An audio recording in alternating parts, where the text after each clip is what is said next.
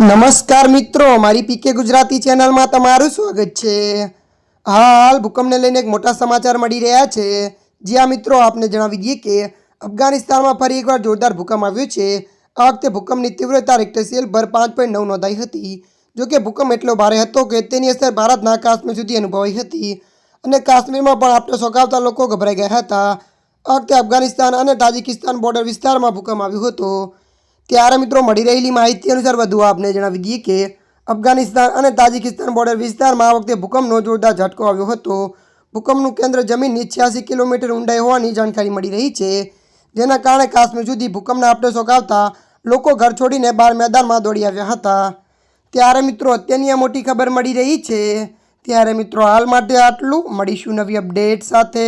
જો તમને અમારો વિડીયો પસંદ આવે, લાઇક શેર અને સબસ્ક્રાઈબ કરી નાખજો। ધન્યવાદ।